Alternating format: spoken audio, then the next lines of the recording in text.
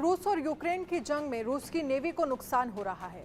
Black सी में रूस के कुछ युद्धपोत डूब भी चुके हैं। समंदर में यूक्रेन के हमलों से निपटने और अमेरिका को दुनिया में चुनौती देने के लिए रूस ने अब नया नेवल प्लान बनाया है। रूस अपनी नेवी को फ्यूचर रेडी करने की शुरुआत कर चुका है। रूस ने अरबों डॉलर का प्लान बनाया है, जिससे रूस की नेवी न सिर्फ रूस में बल्कि पैसिफिक में अमेरिका के बेहद करीब भी पहुंच जाएगी। पुतिन के इस प्लान ने अमेरिका समेत पूरे नाटो को परेशान कर दिया है, क्योंकि पुतिन और जिनपिंग मिलकर अब अमेरिका के लिए नई चुनौती पेश करने वाले हैं। ये रिपोर्ट देखिए।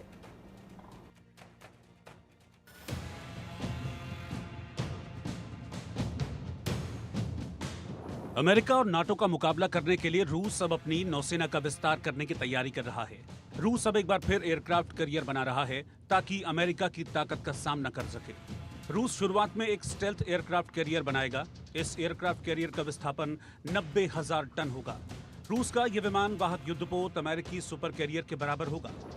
रूस की नौसेना ने एयरक्राफ्ट कैरियर और अपनी नेवी के लिए फ्यूचर प्लान तैयार कर लिया है।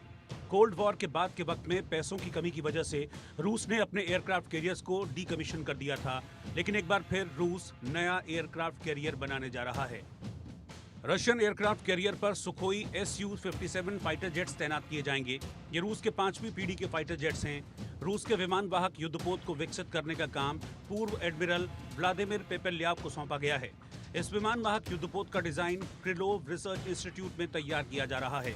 रूस के पास अभी एयरक्राफ्ट कैरियर्स पर तैनात होने वाले फाइटर जेट्स मौजूद हैं। सुखोई Su-33 और मिग-29 को विमान वाहक युद्धपोतों पर तैनात किया जाता है। भारतीय नौसेना के पास भी मिग-29 का बेड़ा मौजूद है। रूस अपने एयरक्राफ्ट कैरियर पर फाइटर जेट्स के साथ ही ड्रोन्स की भी तैनाती करेगा। इसके लिए ड्रोन्स भी डेवलप किए जाएंगे। दरअसल रूस की नेवी पर ब्लैक सी में लगातार हमले हो रहे हैं। यूक्रेन के हमलों से रूस को ब्लैक सी में भारी नुकसान उठाना पड़ रहा है।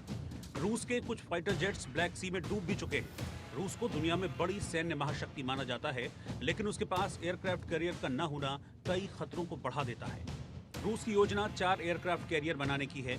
इनमें से 2 की तैनाती पैसिफिक फ्लीट के साथ की जाएगी, जबकि बाकी 2 को नॉर्थ फ्लीट में तैनात किया जाएगा।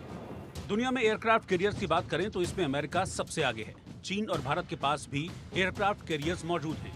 अमेरिकी नौसेना 11 एयरक्राफ्ट कैरियर्स का इस्तेमाल कर रही है। चीन के पास 3 एयरक्राफ्ट कैरियर हैं। भारत के पास 2 विमान वाहक युद्धपोत हैं।